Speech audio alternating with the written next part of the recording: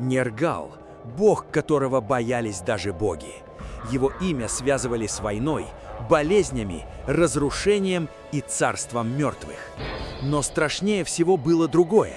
Нергал представлял силу, перед которой нельзя было договориться с самой реальностью.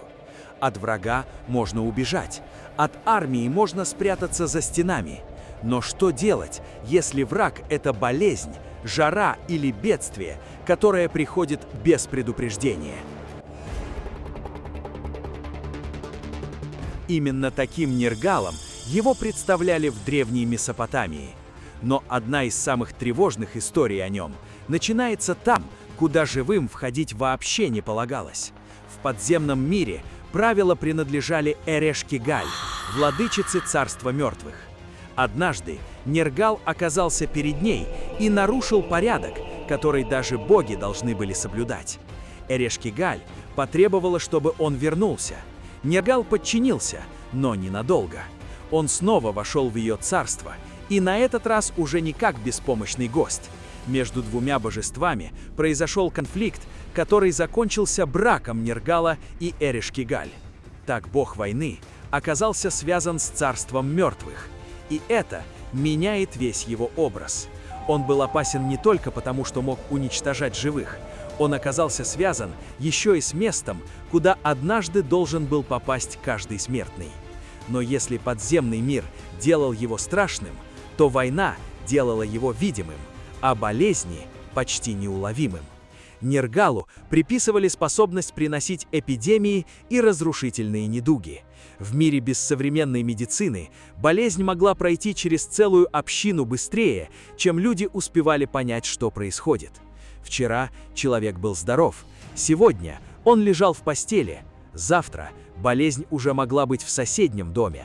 Для древнего человека это выглядело как сила, которую невозможно увидеть и невозможно остановить. И здесь возникает самый странный парадокс.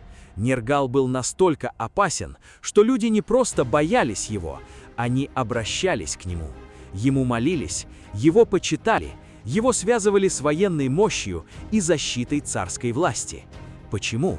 Потому что древние месопотамцы понимали, иногда единственный способ пережить разрушительную силу – попытаться оказаться на ее стороне.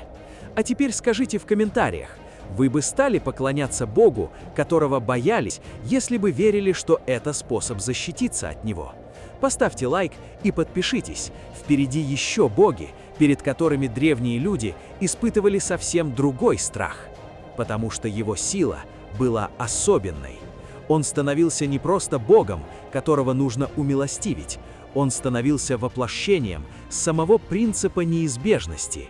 Если война придет, стены могут не спасти. Если болезнь придет, богатство может не помочь. Если придет смерть, никто не сможет закрыть перед ней дверь. Поэтому Нергалу не обязательно было выглядеть как чудовище. Его настоящим обликом была сама угроза, которую человек не способен контролировать. Он мог быть богом войны на поле битвы, владыкой подземного мира среди мертвых и силой болезни среди живых. И, возможно, именно поэтому его образ оказался настолько устойчивым. Другие древние боги могли обещать урожай, богатство или победу. Нергал напоминал о том, что все это может исчезнуть. И Нергал – только одна история. Полную подборку самых пугающих богов древней Месопотамии смотрите в большом выпуске на канале. А теперь вспомните начало этой истории. Нергал – бог, которого боялись даже боги. И если этот образ появился не из страха перед неизвестным, а из страха перед тем, что человек видел вокруг себя каждый день, то Нергал был не самым страшным чудовищем древней Месопотамии. Он был страшнее. Он был напоминанием о том, что иногда чудовище вообще не нужно. Достаточно силы, которую невозможно остановить.